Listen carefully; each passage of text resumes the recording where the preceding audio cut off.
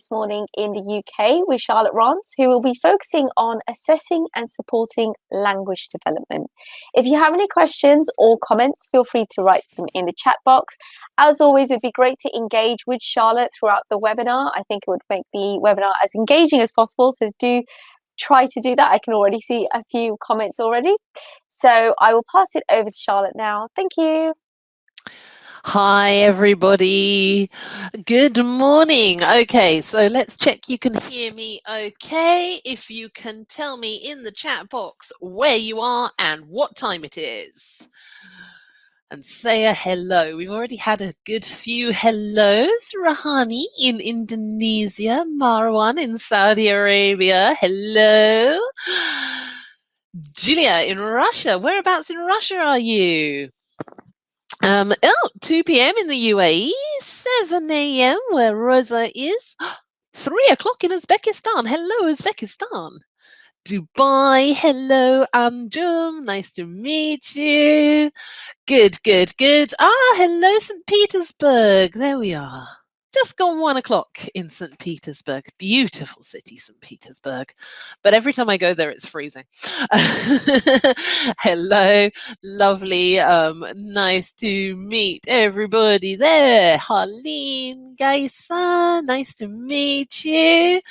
Good. Okay. Oh, Sochi. So I almost went to Sochi once, but that was a very long time ago. Hello, Asia from Oman. Nice to meet you. Augustina in Dominica. Hello. Bet it's nice and sunny there. Hi, Radhika. Hi, Jacinta in the UAE. Welcome. Good. Fantastic. So, we are here this morning to talk about assessing and supporting language development. And we're going to be looking at a number of little activities that we can use to assess our students in the classrooms and also to support catch-up and development. Hi, Elena in Russia. Hello, Lynn in Oman. Everybody's coming along. It's so nice to see everybody here.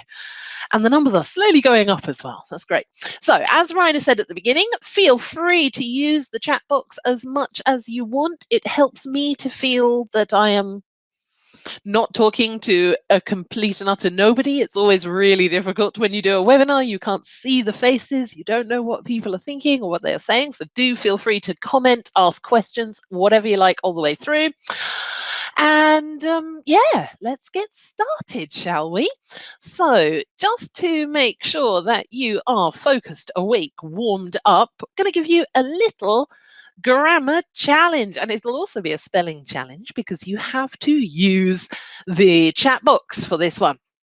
So I'm going to start with a little activity, and we're going to revise some vocabulary, but at the same time we're going to be working on some compound words, some compound nouns, so a little bit of spelling and grammar practice just to check if you're awake. Good, I would guess afternoon in Saudi Arabia by now. Hello, Damam. Hello, Huda. Nice to meet you. Okay, right. If you are ready, let's start. I'm going to show you 5 compound words. I'd like you to look at these pictures and write the 5 words in the chat box. Off you go. Now, this is a little revision activity of compound words that I've adapted from the book Grammar Rules. We're going to talk about those. Excellent. So we got sunglasses at the top. Well done. Footpath. Lynn, that one took me ages to figure out. I was like, what am I looking at? What am I looking at? Foot something. Ah, path. Well done. Harleen has got rainbow. Excellent. A couple of people have picked up football, sunlight. Fantastic. And the final one is rainbow. Brilliant. Excellent. Footworm. That's an excellent word. I like it a lot. It is footpath. There we go. All right. Good. We are all awake. So This is what we're going to go through today. We're going to talk a little bit about monitoring learner progress, specifically with a focus in online teaching. Looking at how we can utilize assessment in the online classroom for learner development. And then we're going to spend the remainder of the session working through a number of 5-minute spelling and grammar catch-up and revision activities that we can use in the classroom once we've got through our assessment. So if you are ready, let's get going. We're going to start with some facts. I'm sure, like me, the experience of teaching and working in education over the last 12 months has taught you a lot. It certainly taught me a lot, and it has provided teachers with an unending number of challenges, not least in terms of our lesson delivery. But it's also had a huge impact on children and their education. Over the last year, globally, 1.2 billion children are out of the classroom learning online, depending on where in the world you are, with different numbers of hours, different access, all sorts of challenges. Now, everybody within sort of the world of online learning will happily tell you that words aren't working. In terms of online learning, all of the research shows that online learning is an effective way to learn. It increases retention of information. It's partly to do with the self-access and the self-motivation that's involved in learning online. It's partly to do with the fact that often when you're learning online, you can revisit and redo things. And it's also shown that learning online statistically speeds up the learning process. But I've added this quote in because I think that as teachers of young learners and very young learners, we have another challenge on our hands. And it's important to recognize that, yes, while studies will show that online learning is incredibly effective, the effectiveness of online learning is very changeable, and it will depend a lot on the subject you're teaching, the access that students have, and of course, the age level of the students. And this teacher points out the general consensus on children is that a structured environment is required. Kids are easily distracted, and online they can be incredibly easily distracted. So as teachers, we're faced with thank you, Rohani. I'm sure that we've all been in this boat over the course of the year. We've got hello, Farzana. Nice to meet you. So nice when people call me mum. I'm not a mum. I'm an oi. Yes. So yeah. And what was I saying? Kids are easily distracted. Charlotte's also easily distracted, especially when they're working online. Yeah, we need to make sure that while we're teaching online, we're retaining as much of that structure as we possibly can. And of course, that structure needs to be applied to our monitoring and our assessment as teachers over that course of the education year. So there's been lots and lots and lots and lots and lots of research and investigation happening over the course of this year. And on the screen, what you can see here is the summary findings of a report by the Annenberg Institute at Brown University. Brown University, if I were an American, probably the university I would have liked to go to. I've always fancied the sound of Brown University. It's supposed to be quite cool. But anyway, irrelevant. When we are monitoring our learner progress online, the Institute at Brown University made a series of recommendations for teachers teachers specifically teaching online. How can we best monitor our students?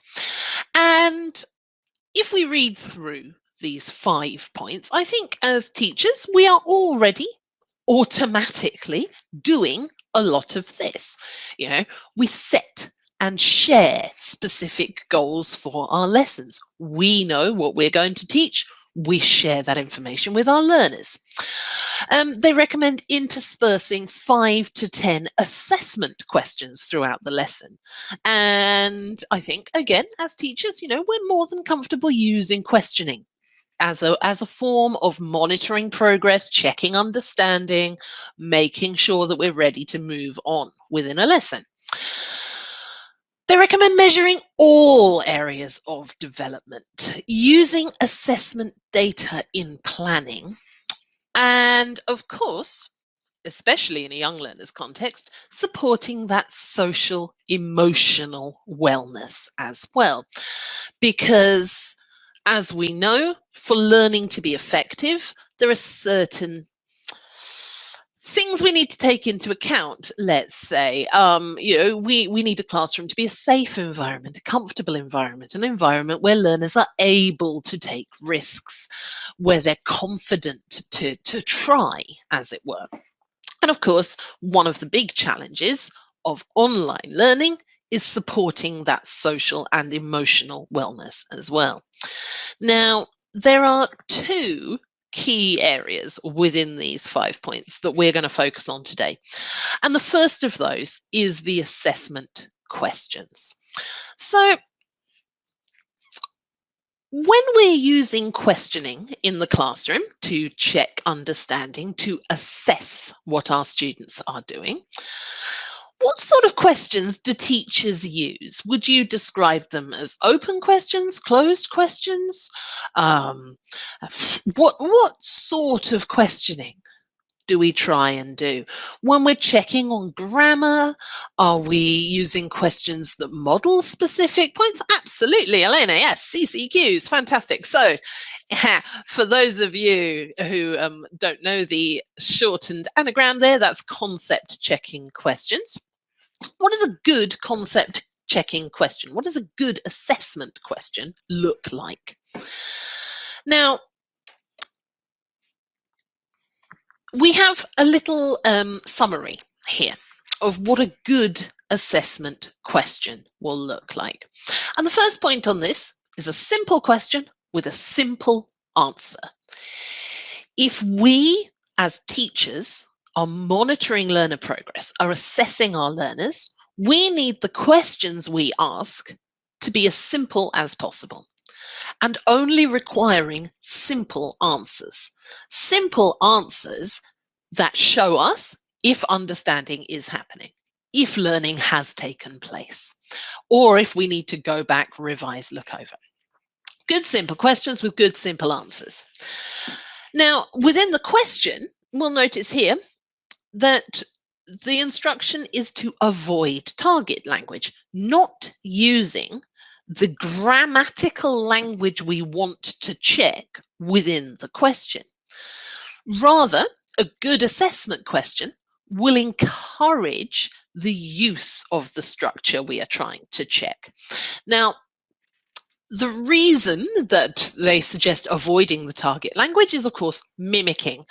If you have used the target grammar within your question, we don't know as teachers if the student would have chosen that structure without our model, without our input. So if we avoid the grammar that we're trying to achieve in the question, we can be more confident that the student is able to use that grammar independently. So it's about getting the balance between modeling the right type of question that's going to get the right type of answer, but not giving that answer away. Example sentences, as Marwan has pointed out, are a brilliant way of doing that. So giving them some guidance, giving them some support, but not giving them too much information. A good assessment question Won't use unfamiliar vocabulary. We do not want the question to be confusing to the learner. We want it to be an easy to understand question that they can follow and answer effectively. We might, if we're looking at tenses, be bringing out ideas of time and tense within our questions. So using key words in the question. If we want them to talk about the past, then we might mention a past time like yesterday. If we want them to use future tenses, we'll be talking about next week, the future, so that they know the correct parameters that they're working in. They, of course, should check various aspects of the language. So if we're talking about vocabulary, then we might be thinking about word forms, we might be thinking about spelling, we might be thinking about pronunciation. Can we check everything they need to know within those questions? And of course, cover as many learners as possible. And as we saw on the previous slide, the key is to make sure that we are covering as many learners as we can, make sure that we are monitoring everyone within the class and giving everyone the opportunity. Mohammed has asked, any ideas about CCQs? Funny you should ask. Shall we have a look? So, types of assessment questions. As teachers, we have an arsenal of different question types that we can use within our lessons to check that learning is happening and check that understanding is happening. You'll notice all of these questions are themed around ice cream, but just to give you an example. So, a few different types of questions that we can and should use within the classroom. Straight up at the beginning, yes or no questions. Questions that only answer yes or no. These are incredibly useful for checking vocabulary items, but they're also useful for grammatical structures as well. So with ice cream, we might, if we're checking the concept of ice cream, ask our students, is it cold? Is ice cream cold? Can you find it in the house? Do you eat it?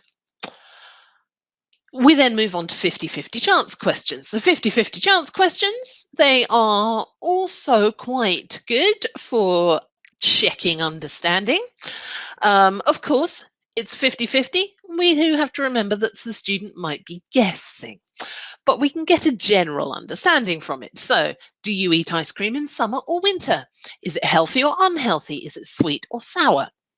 Providing the options that children can use, but allowing us to check their understanding there. Information questions are questions that allow the children to share more and demonstrate what they know about things. So these are more open-ended questions. Where can you buy ice cream? Well, there's lots of possible answers that would be good. But we can also, as teachers, check, no, maybe you don't buy it at the gym, for example. But yes to supermarket, yes to an ice cream van, yes to at the beach. Discrimination questions work in the opposite way. So this is all about understanding what it's not, finding the edges of the concept. My Italian teacher in school once asked me the question, when does a plate become a bowl?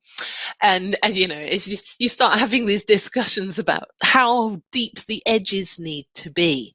So what are the parameters of the question? Is ice cream the same as chocolate? No. Can you have chocolate ice cream? Yes. But what are the differences between ice cream and chocolate? Do animals eat it? No, it's something that only people eat. Although I believe there are dog ice creams now. So some animals, you might get a yes. Shared experience questions and experience questions are all about establishing how that grammar point or vocabulary item relates to the children that are learning it. So, do we have ice cream at school? All of the people in the classroom know about this. We can all answer from our shared experience. Personal experience questions give the chance for the children to share from their own perspective. So what is your favourite flavour? And we might have different examples within the classroom. Now, when it comes to assessment questions, as we saw earlier, the recommendation for getting the most out of monitoring online is to arrange 5 or 10 questions per lesson. These 5 or 10 questions need to happen at certain points throughout the lesson so that we can check that the learning is progressing. However, I am sure that as teachers, we have all had the experience of asking the wrong question in class. I know I have. So when it comes to questioning, if we want our assessment to be effective, what we really need to do is prepare in advance. And each of these different question types, then you've got a different type of outcome. So, if I'm holding up a flashcard and I'm asking, what is this? There is a very definite answer. So if I show this flashcard here and I say, what is this? There is one correct answer. This is a sum. But of course, when it comes to the experience questions, the more open questions, we've got more and more personalization within there. So it's useful to build the questions from closed towards open questions as the understanding takes place. Elena has asked, may I ask a question? Of course you may. With what grade must pupils write the words in English?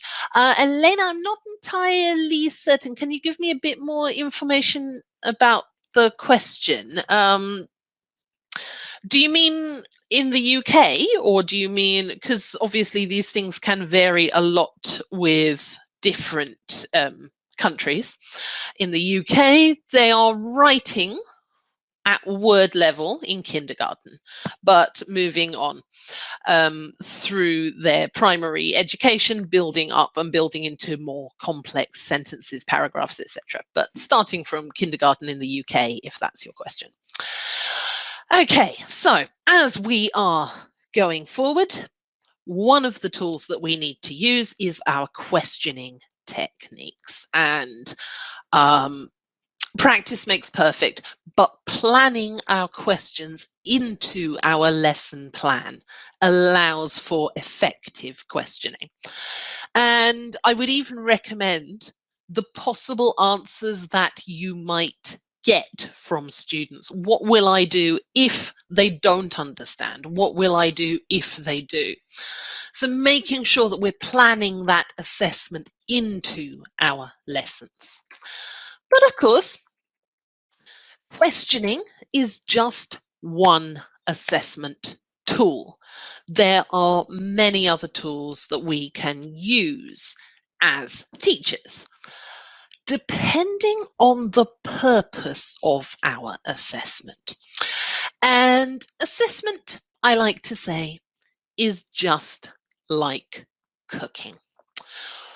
I have a favorite expression: formative and summative assessment. Two types of assessment. Formative assessment is there to form the student, to help shape learning. Form and shape, they are synonyms. We are shaping learners, we're shaping knowledge through formative assessment. Summative assessment is the summary. And summative assessment happens at the end of learning. It is the summary. It is at the end. What have we learned? And the reason I say that assessment is just like cooking, when we cook, and I don't know how many of you like to cook, I do. I'm not very good at it, but I like to cook. When we're cooking, we assess our cooking at different stages. We, as we are cooking, taste, we add in, we adjust, we make changes. These two girls here, they might taste a little bit of their cake mixture and decide actually it needs a bit more chocolate. Let's put all of that in. That assessment while we are cooking, serves a very important purpose. Why does a cook taste their food? In the chat box, can anyone tell me, why do cooks taste their food? Let's see, what have we got? Who's going to be first in there? Got 70 people. Who's got the fastest fingers? Who's the best chef? That would be the question. We taste food as we cook because we need to get feedback. We need to find out what's missing. We need to find out what needs to be added. Indeed, is the taste right? Because once we've served that food to our husband's family, our friends who've popped over for dinner, our children, we will then get their feedback. At that point, once the people eating our cooking, they are going to tell us if it's good or not. But if we check while we're preparing, we already have some idea of if this is good or bad, and we're able to rectify that. So, the same is true with assessment. When it comes to the end of year exams, when we assess our students at the end of the year, it's too late. It's important, it's valid. There are many, many, many reasons why summative assessment is there, but summative assessment is just designed to check. It is assessment of learning. It's a set test to compare student achievement to the benchmarks that we want them to hit. Have they succeeded? Yes or no?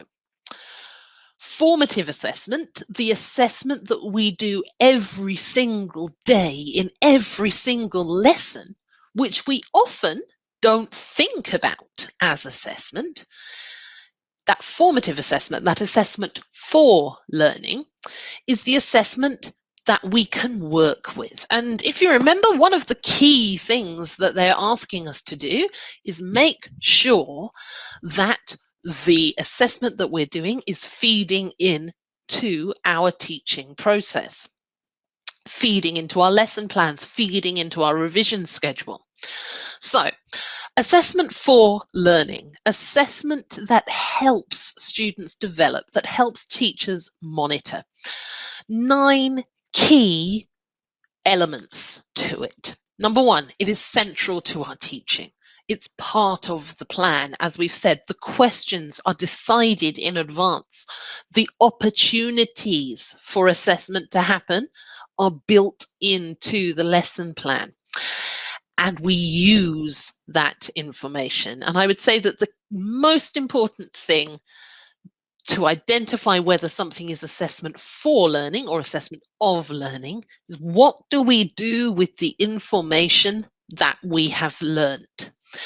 And that information within assessment for learning should be immediately used within lesson planning, within activities, within games, within everything in our teaching to push us forward, to move forward. Assessment for learning should be focused on how students learn. Lots of opportunity to talk with children about the secrets of English, the rules that we can teach them, the strategies that they can use. And it's all about helping them to get better. So setting those clear goals and strategies, focusing on how they learn, and making sure at the same time that we are sensitive to their needs, because assessment is scary. In primary school, assessment is only just becoming scary. And by using lots and lots of assessment for learning, we can make sure that it's conducted in a sensitive, safe way. Of course, the outcome of this is that we are able to help our students get better at learning. So it's motivating, it makes them better every single day. They are getting stronger, they're becoming more autonomous, and that in itself is motivating. It also develops self-assessment skills, and 2 factors that we see a lot in assessment for learning is self-assessment and peer assessment. And many teachers might say, oh, young kids, they're too young to self-assess. They can't. So they can. And they do.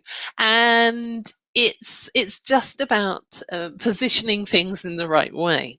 And you might be surprised at actually how good they can be at self-assessment.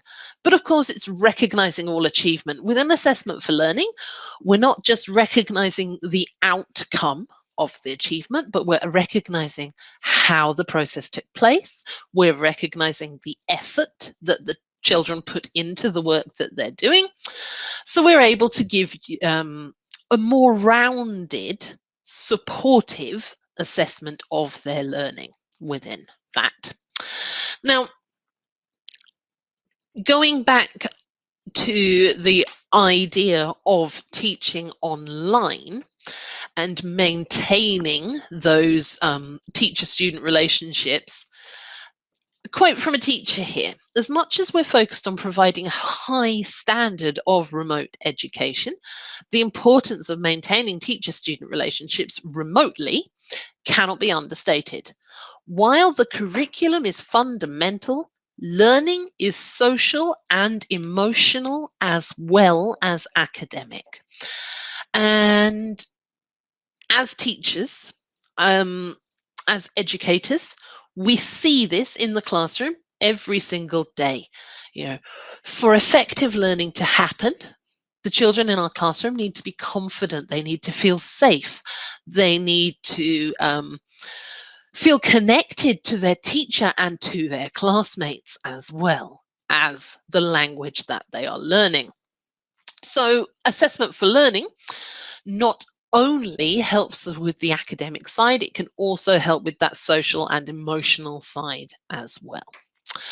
Now, I said that we were going to spend the second half looking at some different ways that we can implement revision, catch up, and our understanding. So once we've gone through our assessment for learning process, once we've sat there in our classrooms, we've checked all of our understanding, as teachers, we will learn, there's a gap in some knowledge here. These students need a little bit of extra support. What can we do? The activities and ideas in the second half of this session are all taken from the two wonderful series, Spelling Rules and Grammar Rules. They are designed for primary level students, and lots of different areas of spelling and grammar within those books. Brilliant for catch-up, brilliant for a bit of extra practice as homework or as extra support within the classroom. In terms of assessment support, they're also really beneficial. You've got all of your revision units and your assessment units, but there's also a lot of self-assessment support in there. And self-assessment and understanding how you work as a learner, as I said, a very important part of assessment for learning.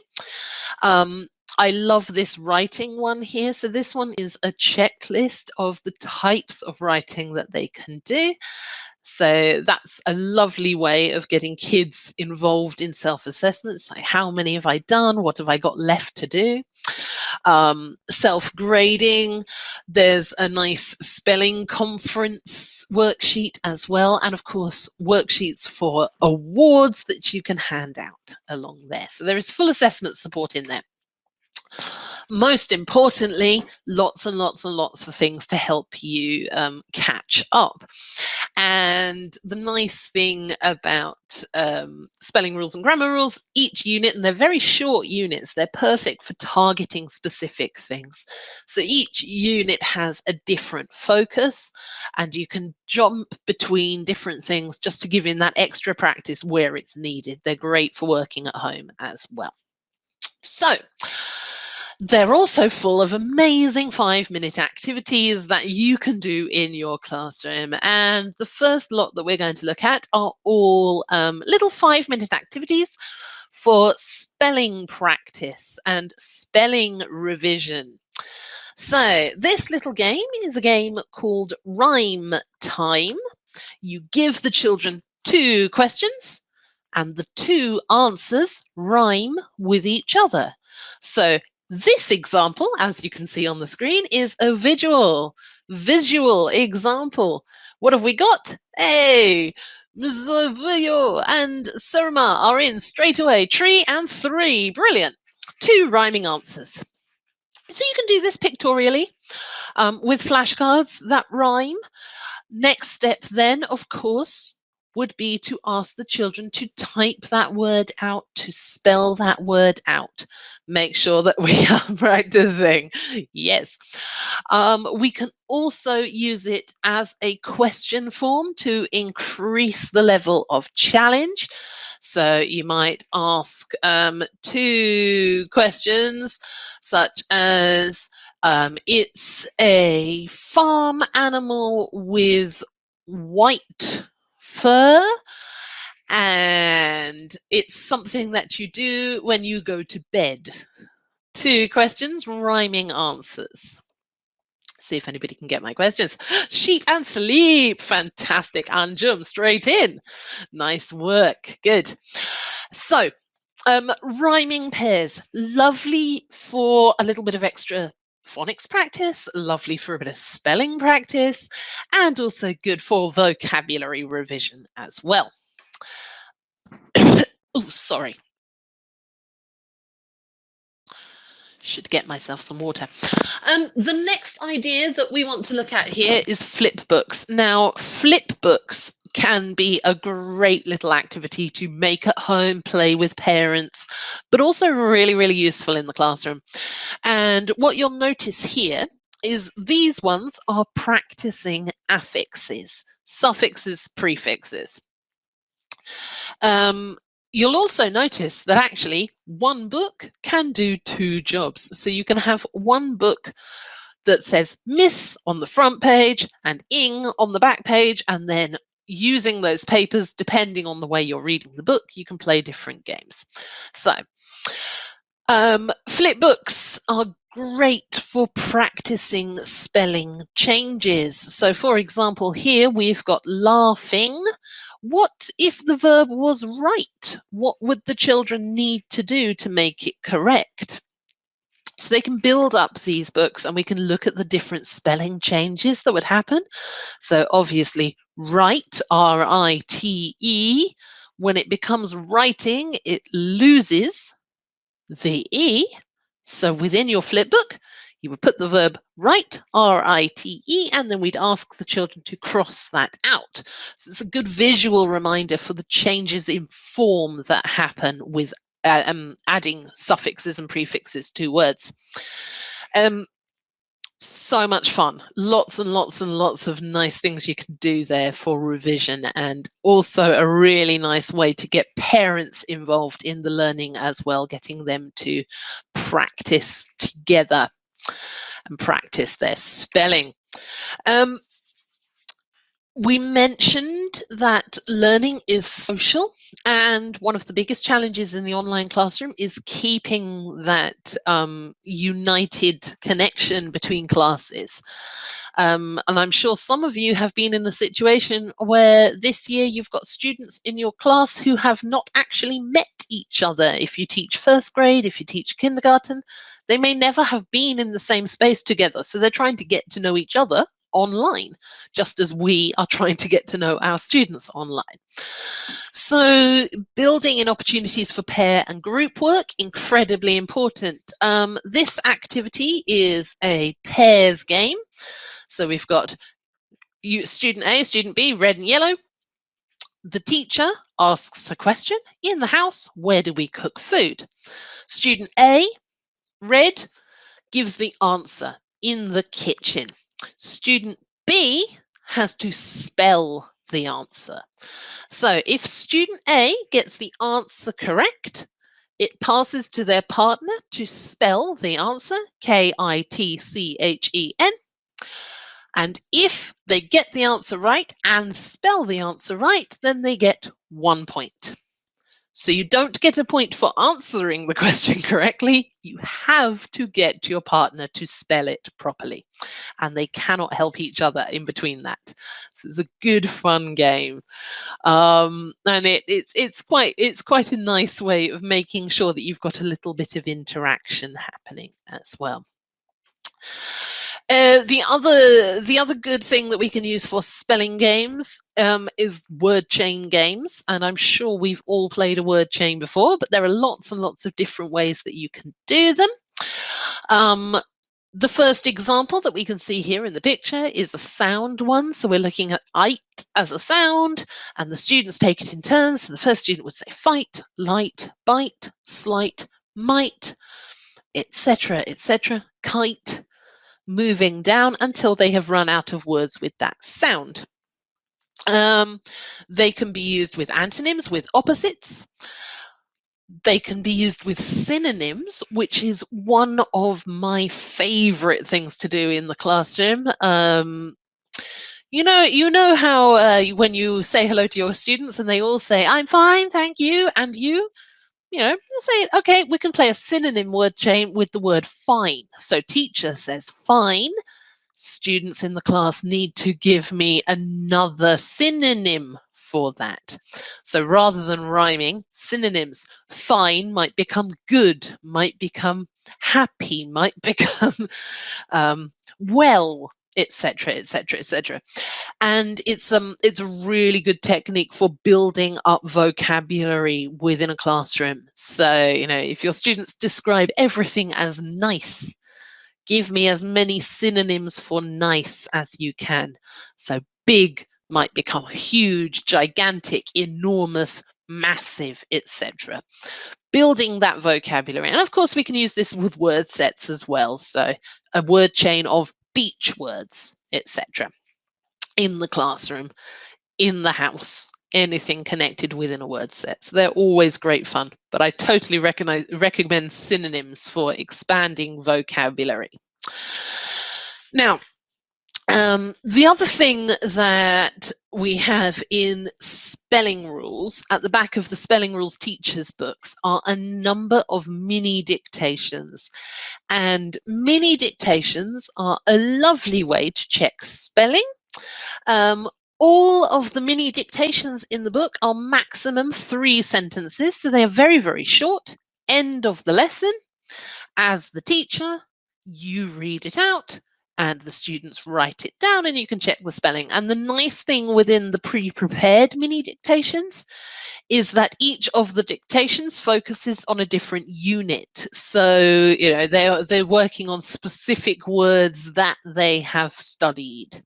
And it's a lovely little resource. Now, some teachers hate dictation. A lot of teachers have horrible memories about dictation. I like doing dictation. I think it's a good way of checking not only their spelling ability, but their listening comprehension as well. And yeah, I like them. Short, simple, infrequent. Yeah, a little 5-minute, 2-sentence dictation is a nice thing to use in the classroom. Dictating an entire passage, too much. Of course, if we want to practice more than spelling, we can turn these dictations into a dictogloss. And dictogloss is a great way of manipulating those within grammar practice. So if we've got a mini dictation as a dictation, when I read a dictation, I will read it slowly, I will repeat myself, I will give the students time. If I'm doing this as a dictogloss, my reading would be at natural pace and I might only read it once or twice. Within a dictogloss, the idea is that the students do not write down word for word what you are taking. They make notes about the key thing. So if we have this sentence, I had a dream in my head, in it I had to sweep the street. The things that students are going to remember, the notes that they're going to take, will be the key words within there. So dream, head, sweep, and street will be the ones that they remember. The idea of a dictogloss is that you have to use your grammar knowledge to rebuild the text. So working together then, the students would go, okay, these are my notes, what have we got? How can we recreate what the teacher said? So they have to have the discussion. So it was definitely I. Was it had or have? I think it must be had because past tense. And then they can discuss all of those ideas, negotiate the correct information, and recreate that language. Grammar games. I'm sure, like me, you all have your favorites. This one is a nice little challenge for grammar, and it's a little bit competitive. It's a good one to use with breakout rooms. So you can show your students a picture. Here we have a picture of a desk.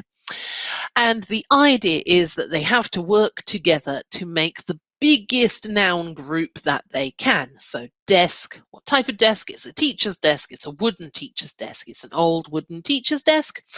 Tidy, old, wooden.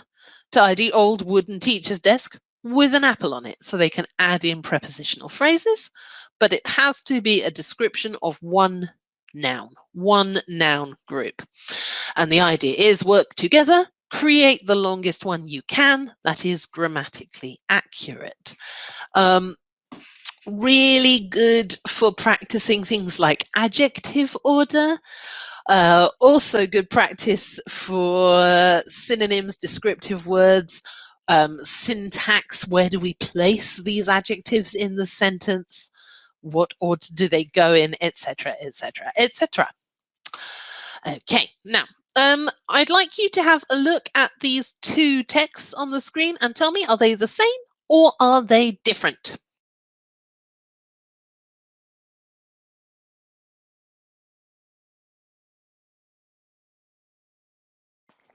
Yes, they are different, absolutely. So this text, it's originally a paragraph that I have adapted from Grammar Rules. It's a little paragraph about sloths. Now, two texts with two different versions. Which one is correct? Is it A or B that is correct? Or is it secret answer C? They are both correct. And they are both incorrect. So we've got a mixture of different problems. So sloths are mammals. They live, they lives. First one we have to decide. Okay, here, the first word is that live is the correct one. So text B has the first one. Is it in South America or at South America? In. So text A has the correct one there. You've got correct and incorrect answers in both texts. The idea is that you work with your partner and you decide together. First step, circle all of the differences. So first step, spot the difference. So here it says lives, there it says live, we put a circle. Here it says at, there it says in, we put a circle. Step 2, decide which is the correct word out of the two options. Step 3, look at the original text and check your answers. And this is a lovely self and peer assessment activity. You know, the control of the teacher is gone. We are not there at all. All we are doing is monitoring. This is all about the students trying to understand and remember, what do I know? How does this help me?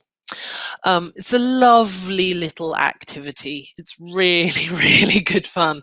And start off with short texts.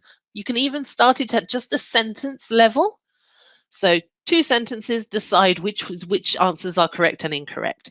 But it's a great, great teacher hands off, students working with the grammar activity.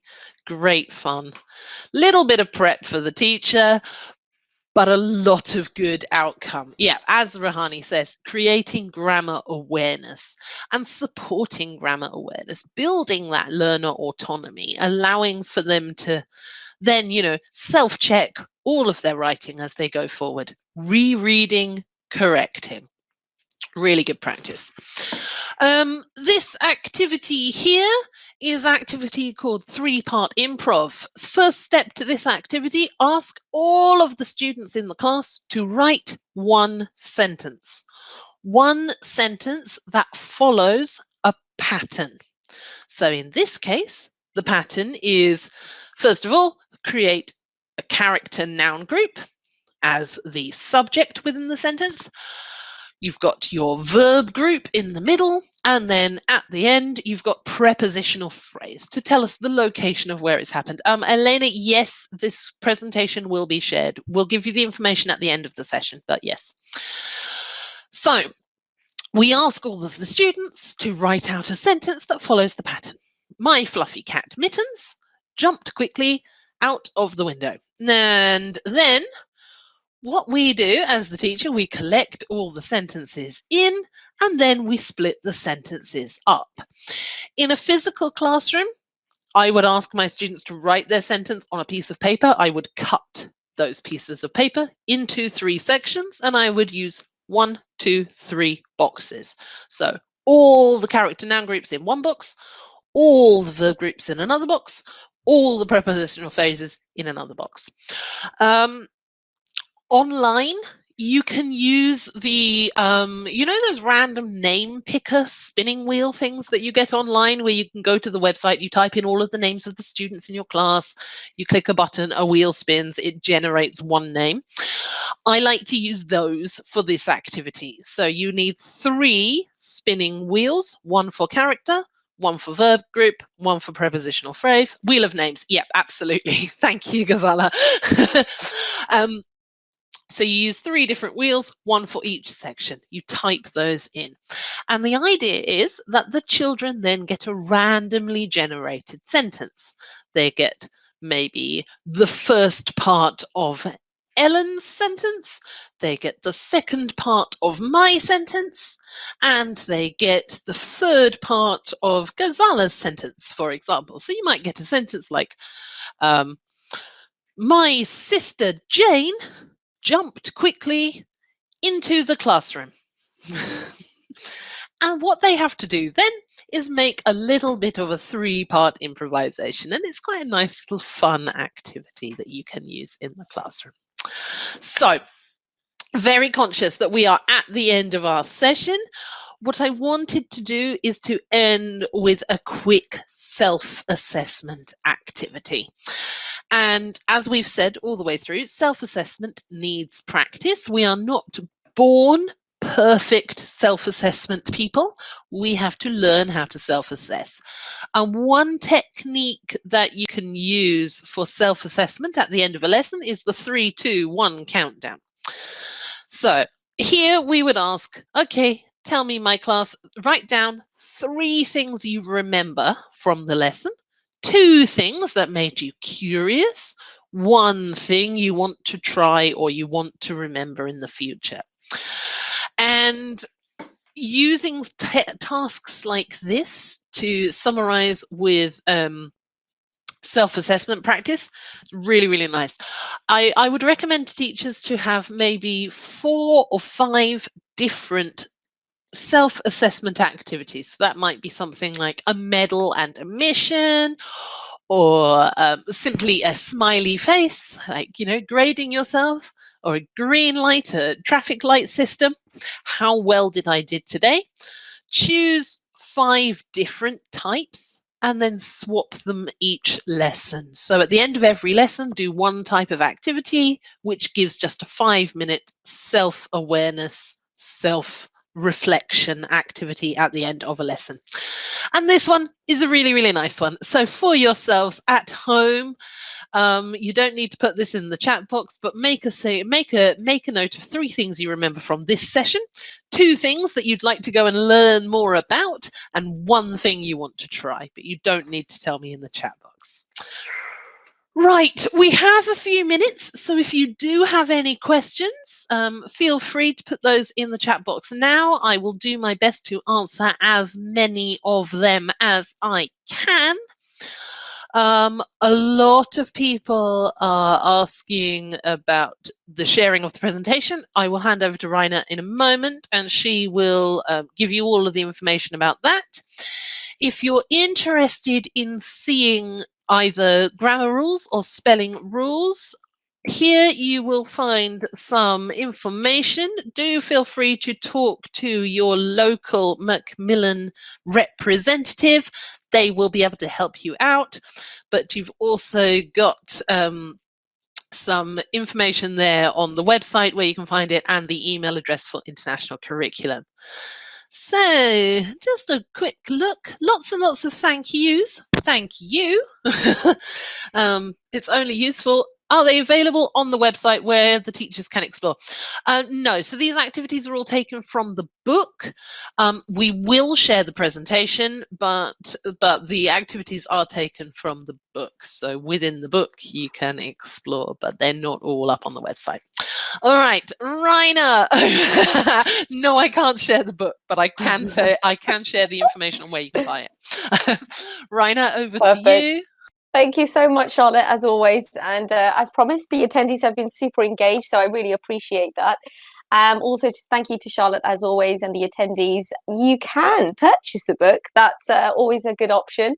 So do email us if you do have any questions. Follow us on social media. If you do want to see previous webinar recordings, do check out our YouTube channel for upcoming webinars. Have a look at our website, and also the PowerPoint and the webinar recording will be available in 2 weeks via email, and the CPD certificate automatically as soon as this session finishes. So just to say thank you again to Charlotte, and we look forward to seeing you in an upcoming session soon. Thank you. Take care. Bye.